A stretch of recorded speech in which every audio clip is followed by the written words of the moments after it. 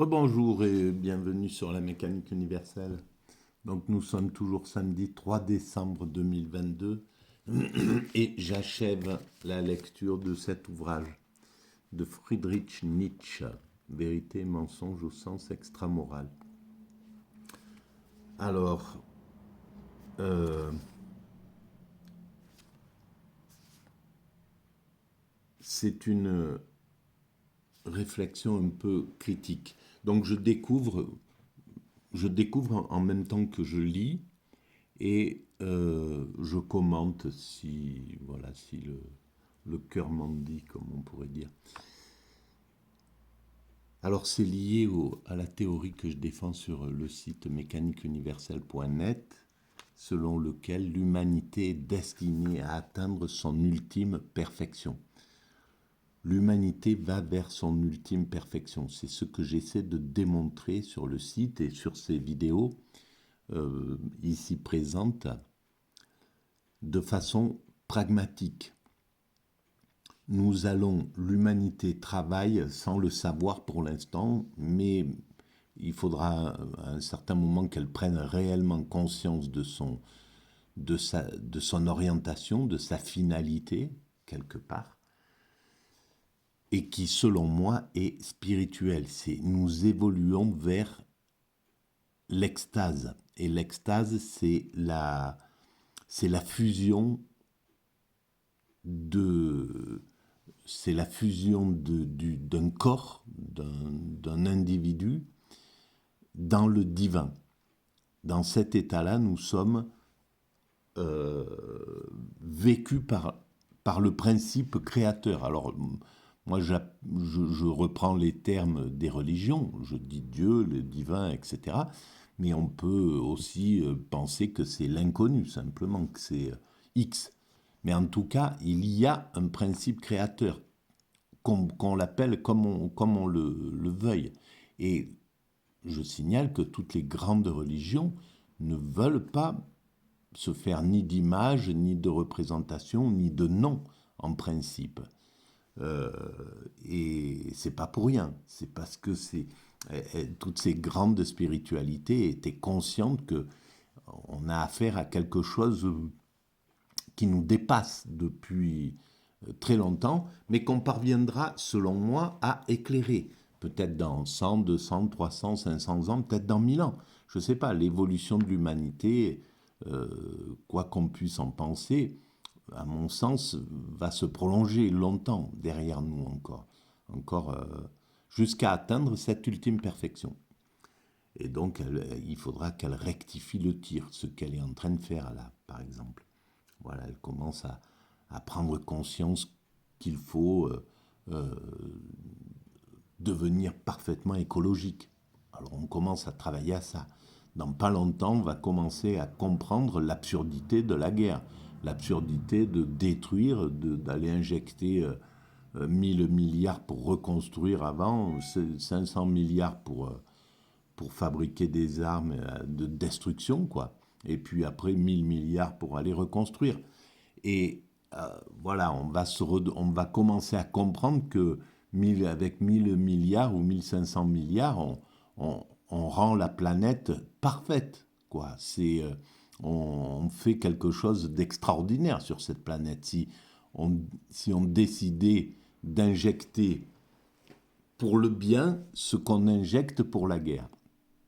Évidemment, ça serait. Alors, il va falloir passer au-dessus des surdités, au-dessus des systèmes qui veulent préserver leur pouvoir, voilà, c'est légitime, c'est mécanique. L'homme, il est comme ça. Si on donne quelque chose, si on acquit quelque chose d'une manière ou d'une autre, soit que ce soit honnêtement ou malhonnêtement, ou à travers le bien ou à travers le mal, on a du mal après à lâcher. Si on dit, bon, il faut passer à autre chose, il faut que vous abandonniez, ben, c'est valable pour les mineurs comme pour les milliardaires, comme pour l'industrie de la défense. qu'on appelle de la défense, et en règle générale, c'est l'industrie de l'attaque, quand on y réfléchit. Voilà, alors je vais lire, je découvre et je commente cet ouvrage de Nietzsche, Vérité et mensonge au sens extra-moral. Je commence. Mais l'homme lui-même a une invincible tendance à se laisser tromper, et il est comme ensorcelé par le bonheur lorsque le rhapsode lui récite comme s'il était vrai des contes épiques, ou lorsqu'un acteur jouant le rôle d'un roi se montre plus royal sur scène qu'un roi dans la réalité.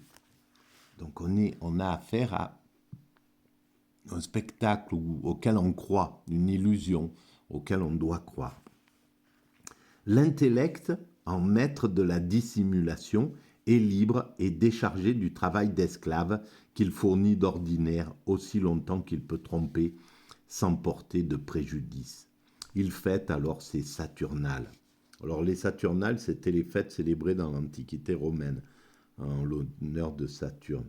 Et par extension, c'est un temps de licence ou de débauche. Et il n'est jamais plus exubérant, plus riche, plus fier, plus leste et plus audacieux. L'intellect, voilà, c'est quelque chose sur lequel Nietzsche un peu porte sa critique. Le fait qu'on croit un peu trop à l'intellect, qu'on ne laisse pas assez passer l'intuition, la créativité, le côté artiste, le côté voilà, qui n'est pas lié à l'intelligence. Et l'intelligence, c'est ce qui nous permet de créer, de construire cette humanité qui va vers son ultime perfection. Avec un plaisir de créateur, il jette les métaphores pêle-mêle et déplace les bornes de l'abstraction au point qu'il désigne le fleuve comme le chemin mouvant qui porte l'homme là où il se rend d'ordinaire.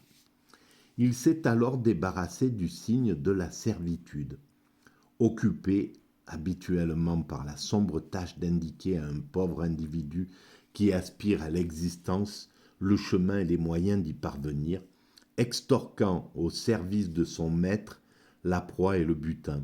Il est devenu maintenant le maître et peut effacer de son visage l'expression de l'indigence. Et tout ce qu'il fait désormais, comparé à la manière dont il agissait auparavant, implique la dissimulation, comme ce qu'il faisait auparavant impliquait la difformité. Il contrefait la vie de l'homme, mais la tient pour une bonne chose et semble s'en montrer vraiment satisfait. On parle de l'intellect. Cette charpente et ce plancher gigantesque des concepts auxquels l'homme nécessiteux se cramponne durant sa vie et ainsi se sauve, n'est plus pour l'intellect libéré qu'un échafaudage et qu'un jouet pour ses œuvres d'art les plus audacieuses. Et lorsqu'il le casse, le met en pièces et le reconstruit en assemblant ironiquement les pièces les plus disparates et en séparant les pièces qui s'imbriquent le mieux, il révèle qu'il se passe fort bien de cet expédient qu'est l'indigence et qu'il n'est plus désormais guidé par des concepts, mais par des intuitions. Voilà, il passe du concept à l'intuition. Aucun chemin régulier ne mène de ces intuitions au pays des schèmes fantomatiques, au pays des abstractions. Pour elles, le mot n'a pas encore été forgé. L'homme devient muet quand il les voit, ou ne parle que par métaphores interdites et enchaînements conceptuels inouïs, jusqu'à pour répondre de façon créatrice à l'impression que fait la puissance de l'intuition présente, au moins par la dérision et par la destruction des vieilles barrières conceptuelles. Il y a des époques où l'homme rationnel et l'homme intuitif se tiennent côte à côte, l'un dans la peur de l'intuition, l'autre dans le mépris de l'abstraction. Il était peut-être à ce niveau-là d'ailleurs, Nietzsche, à un moment où, comme je le disais dans la vidéo précédente et dans les autres vidéos, en somme, on avance par antagonisme. Voilà, on a plusieurs moteurs de créativité. Alors il y a le neutralisme de deux individus de systèmes, de pays, de communautés s'ignorent. Voilà, neutres, ils sont dans le neutralisme, ils interagissent pas les uns envers les autres, ni se méprisent, ni rien du tout. L'antagonisme, alors là, voilà, c'est ce qui se passe entre les USA et les Russes en ce moment, les USA et les Chinois, l'Occident et les pays émergents qui veulent prendre sa place. Voilà, tout ce que... On est dans l'antagonisme à ce niveau-là. Mais c'est valable pour deux voisins qui vont se chamailler à mort. Hein. C'est valable pour deux garçons qui veulent dominer dans la cour de récréation et qui vont se battre pour arriver à ça. Après, il y a le commensalisme. Alors le commensalisme, il y a un système qui engendre pour l'autre quelque chose de positif. Voilà, et l'autre n'a pas d'interaction. Ensuite, il y a la symbiose. La symbiose, c'est deux systèmes qui se font du bien mutuellement.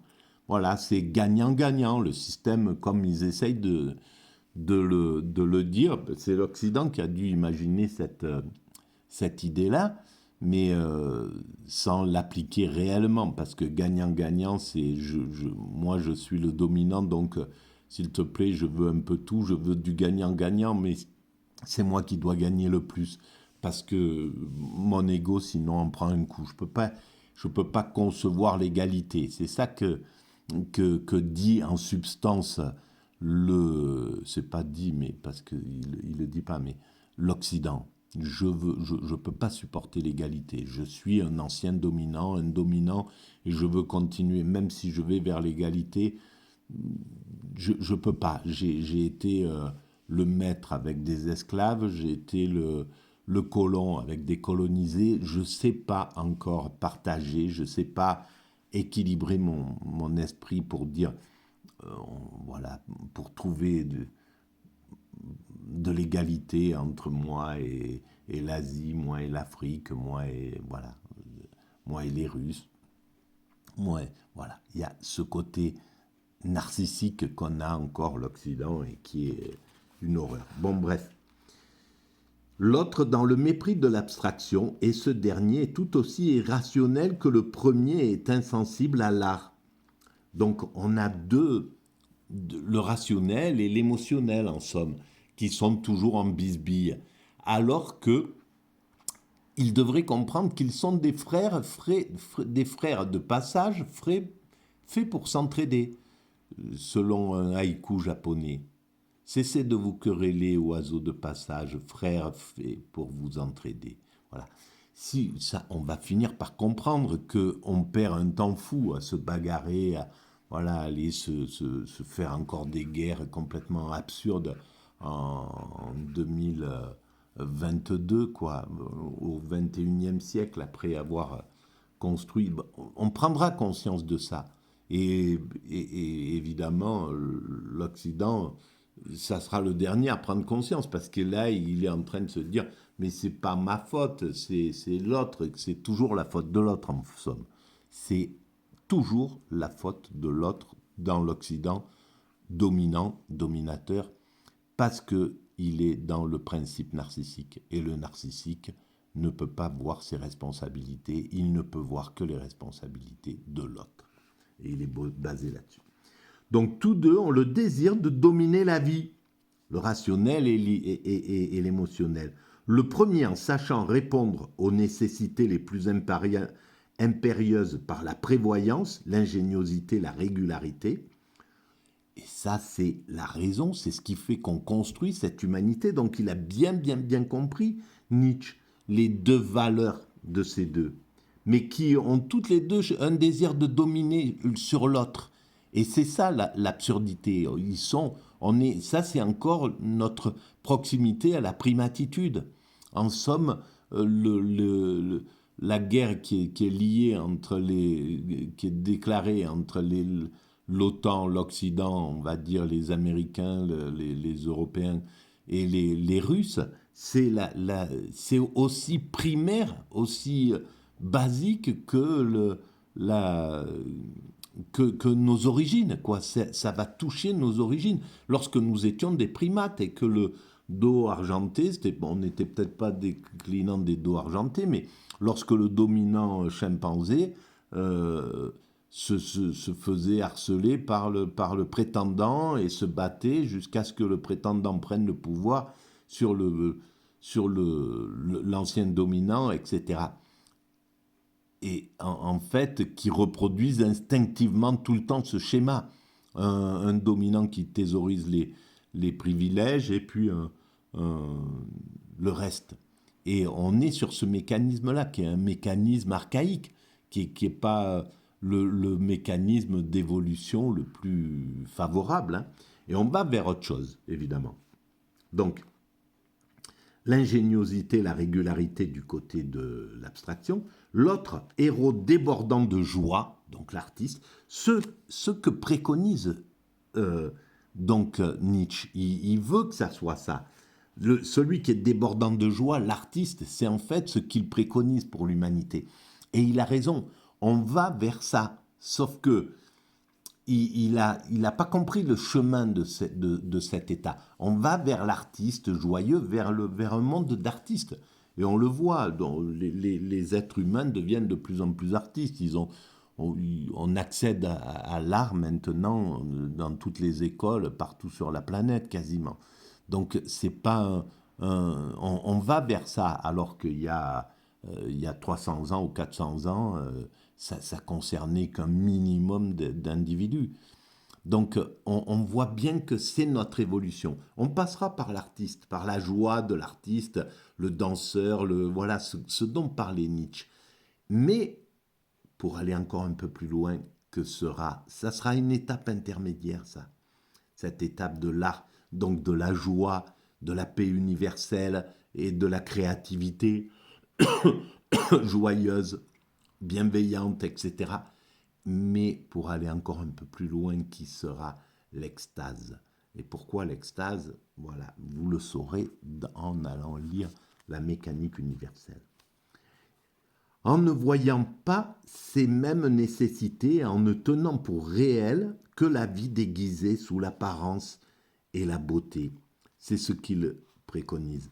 Là où l'homme intuitif, un peu comme dans la Grèce antique, porte ses coups avec plus de force et de succès que son adversaire, une civilisation peut se former sous des auspices favorables et la domination de l'art sur la vie peut s'y établir. C'est un peu ce que c'est ça. Je comprends, je commence à comprendre la pensée de Nietzsche en réalité. Cette dissimulation, ce refus de l'indigence, cet éclat des intuitions métaphoriques et surtout cette immédiateté de l'illusion accompagnent toutes les manifestations d'une telle existence. Ni l'habitation, ni la démarche, ni le costume, ni la cruche d'argile ne révèlent que c'est la nécessité qui les a créés. Il semble qu'en eux devrait s'exprimer un bonheur sublime. Là, il parle de bonheur sublime. Il sent qu'il y a quelque chose. Il n'en parle pas comme de l'extase comme finalité, mais c'est pas n'importe qui va employer bonheur sublime, passer dans le sublime à ce niveau-là. Et une sérénité olympienne. Qu'est-ce que ça veut dire la sérénité olympienne? Si ce n'est cette finalité dont je parle, nous allons vers l'extase, vers le nirvana. En quelque sorte, un jeu avec le sérieux. Avant, il y aura cette période de joie, de jeu, de ludique, cette période de créativité. C'est très vraisemblable, c'est l'avenir de l'humanité. Nous allons vers ça. Il faudra peut-être encore 50, 100 ans, peut-être davantage, mais on passera par cet état-là. Il faudra qu'on ait accédé à la paix universelle. C'est notre chemin.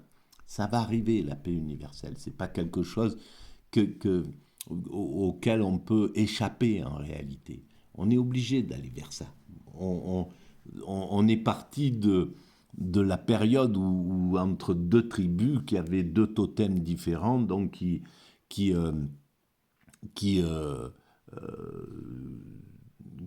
qui vouaient leur destin à deux dieux particuliers, hein, l'auroch d'un côté, le léopard de l'autre, par exemple, ou je ne sais pas, peu importe. Et donc, ces deux tribus étaient en guerre tout le temps. Elles étaient côte à côte et elles étaient en guerre, voilà, si ils allaient se battre, tout ça, ça avait des nécessités, ça partait de choses importantes. Après, ces tribus sont devenues des cités, les cités sont parties en guerre les unes contre les autres, de la même manière, en montant un peu. Puis après, c'est devenu des pays. Plusieurs cités se sont réunies pour devenir des pays, et c'est les pays qui sont partis se faire la guerre. Puis maintenant, on est passé aux nations, et puis aux communautés spirituelles. On a encore passé une étape d'agglomération, on va dire.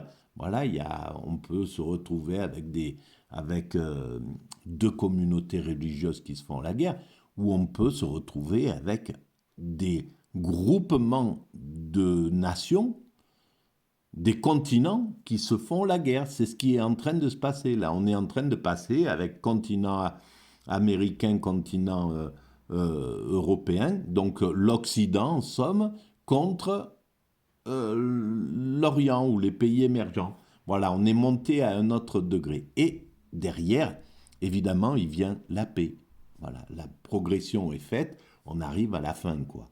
Donc, une fois que ces deux primates se seront mis sur la tête correctement, là, jusqu'à comprendre l'absurdité de leur truc, et que le peuple finisse par dire bon, ça va, arrêtez, on en a marre là de vos trucs, c'est bon. Et on passera sur autre chose, voilà. Et peut-être que ça sera un gros danger qui va dire bon ben maintenant il faut qu'on arrête vite de faire la guerre, on a autre chose à traiter, et c'est bon. C'est possible aussi que ça soit ça qui nous sorte de cette primatitude. Je continue. Tandis que l'homme guidé par des concepts et des abstractions ne les utilise que pour se protéger du malheur, sans même extorquer à son profit quelque bonheur de ces abstractions, c'est ça, il n'y a pas, évidemment, c'est que de l'intellect, c'est le scientifique qui cherche à comprendre notre monde, qui cherche à éclairer d'où nous venons, etc. Mais il n'est pas sans même extorquer à son profit quelque bonheur. Bien sûr qu'il y a du bonheur derrière et qu'il les extorque, le scientifique, de la même manière. Voilà,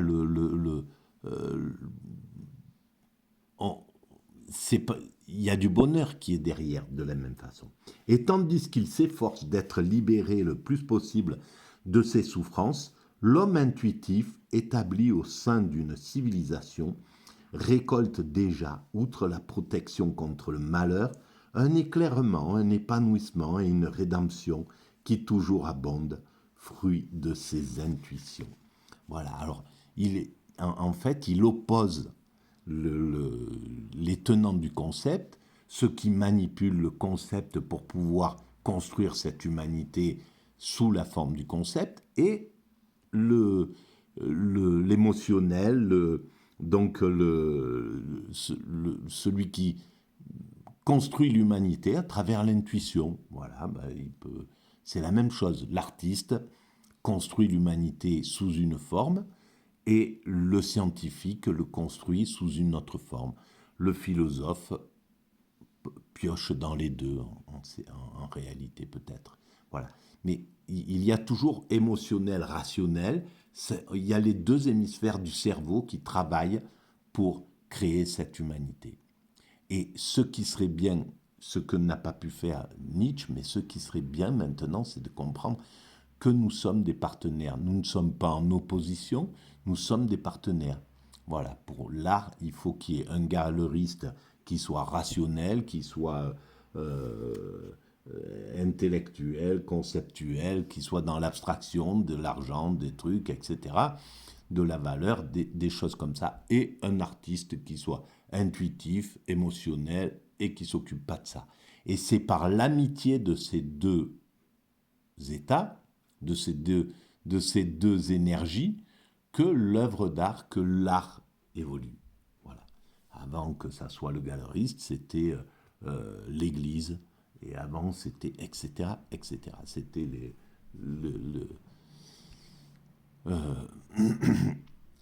le clan qui demandait au plus intuitif d'aller dessiner au fond de la grotte pour des raisons sans doute magiques. Il est vrai qu'il souffre plus violemment quand il souffre. Il parle de l'artiste, de l'intuitif. Il parle de lui en réalité. Et il souffre même le plus souvent parce qu'il ne sait pas tirer de leçons de l'expérience et qu'il retombe toujours dans la même ornière où il est déjà tombé. Voilà, il parle de cet artiste. Et c'est pour ça que on est fait pour nous entraider. En effet, on a chacun des qualités, c'est comme ça. Et on devrait comprendre cette chose-là. Là, en ce moment, il y a la guerre il y a le combat entre l'islam et le monde matérialiste. Si on comprenait à quel point l'islam est important, par exemple, l'islam et toutes les civilisations, les communautés qui préservent le spirituel. Près d'eux, c'est l'islam, mais c'est aussi le judaïsme. Et en face, il y a ce christianisme qui se déchristianise, qui plonge complètement dans le matérialisme.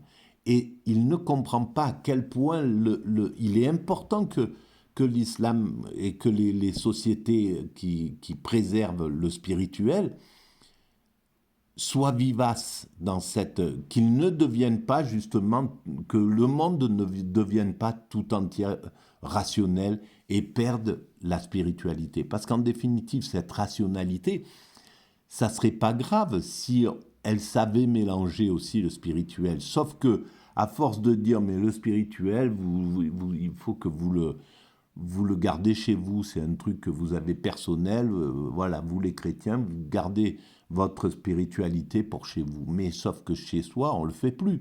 C'est fini, on n'est plus un groupe, on n'est plus une famille solidaire, on n'est plus que on est complètement désolidarisé.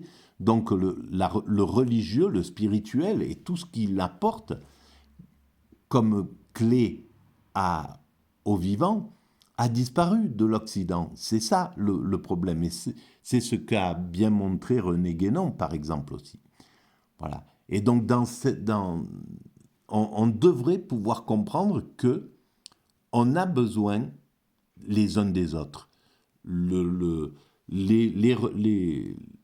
Les systèmes fortement spiritualisés, même théocratiques, on pourrait dire, par moment, ont besoin de la rationalité, de l'Occident, du scientifique, etc. Voilà, ils ont besoin de cette valeur, comme le scientifique a besoin du spirituel. Et les grands scientifiques ont les deux accrochés à leur esprit.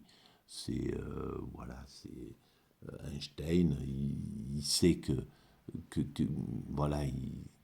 y a du divin derrière. Donc je continue. Il est donc aussi déraisonnable dans la souffrance que dans le bonheur. On parle de cet émotionnel, cet artiste. Il s'égosille sans obtenir aucune consolation. Combien est différente au sein d'un destin tout aussi funeste l'attitude de l'homme stoïque, instruit par l'expérience et maître de soi grâce au concept. Voilà, en face, il a le stoïque, le matérialiste stoïque qui dit oui, de toute manière, Dieu n'existe pas, il n'y a pas de... C'est comme ça, c'est de la connerie. Écoutez-moi, voilà, c'est les philosophes qui passent à la télé là, en ce moment, les philosophes athées qui passent à la télé. Lui qui d'ordinaire ne cherche que la sincérité, la vérité, ne cherche qu'à s'affranchir de l'illusion et qu'à se protéger contre des surprises envoûtantes. Lui qui fait preuve dans le malheur d'un chef-d'œuvre de dissimulation, donc le rationnel, le scientifique, comme l'homme intuitif dans le bonheur. Il fait la même chose. Il n'a plus ce visage humain tressaillant et bouleversé, mais porte en quelque sorte un masque d'une admirable symétrie de traits. Il ne crie pas et n'altère en rien le ton de sa voix. Lorsqu'une bonne averse s'abat sur lui, il s'enveloppe dans son manteau et s'éloigne à pas lents sous la pluie. En réalité, ça s'arrête là. En réalité, voilà, il n'a pas réussi à réconcilier ces deux veines. C'est le malheur un peu de Nietzsche, au fond, simplement. C'est ce qui fait ce qu'il était. Hein. On peut pas, voilà. C'est juste par empathie que je me dis, mince, il aurait été plus heureux de pouvoir voir que dans la complexité, en fait, l'humanité utilise ces deux jambes, le rationnel, le scientifique et l'émotionnel, l'artistique, etc., pour construire cette humanité et pour la conduire à son ultime perfection. Il aurait pu le voir s'il n'avait pas été écorché par le religieux. Le religieux l'a maltraité très certainement. Le religieux était au pouvoir encore. Il fallait le combattre et pour le combattre, il fallait être sourd. C'est clair. Bien souvent, c'est comme ça. Parce que le religieux n'aurait pas entendu quelque chose de doucereux. Bon, il faudrait qu'on partage le pouvoir, etc. Ils ne peuvent pas comprendre ça. Il faut qu'ils soient bousculés. Mais comme aujourd'hui, l'Occident ne peut pas entendre qu'il faut partager le leadership avec la Chine, avec la Russie, chose que j'essaye de dire depuis 20 ans quasiment, que maintenant l'intérêt de l'Occident c'est de partager le leadership avant qu'on nous le chippe, le leadership. Voilà, c'est parce que c'est possible aussi. C'est possible que l'Occident gagne, c'est très possible, mais c'est très possible aussi qu'il soit renversé. Et à ce moment-là, on repart dans le même mécanisme, un nouveau prétendant, etc. Tandis que si on partageait maintenant qu'on est en position de force, parce que c'est quand on est en position de force qu'on peut faire une paix extraordinairement belle, c'est-à-dire la vraie paix, qui partage correctement les choses, qui ne lèse pas une paix qui fait que l'autre il est dans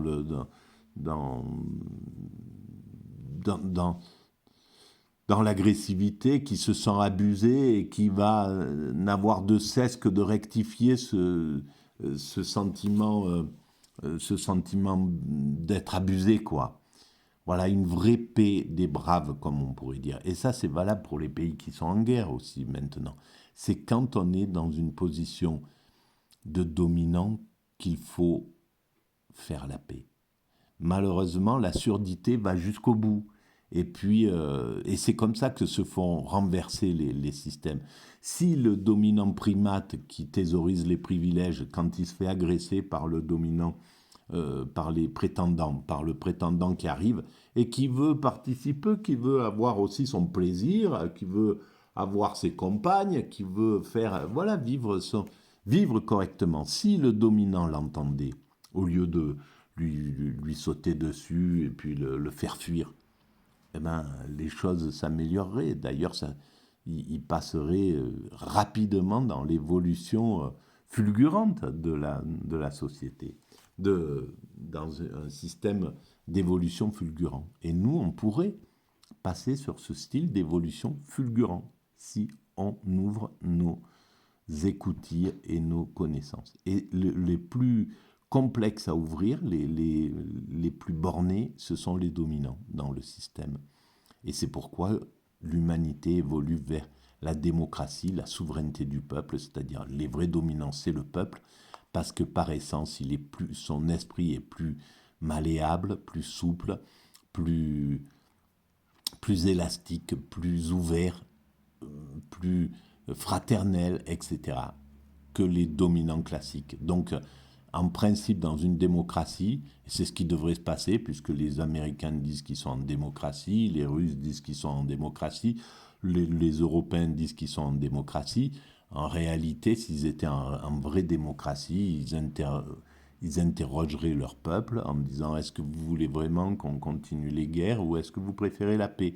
Pas en disant, pas en faisant un faux sondage genre Est-ce que vous voulez qu'on se défende des agresseurs, qu'on continue à se défendre des agresseurs qui sont les méchants, qui nous attaquent, etc.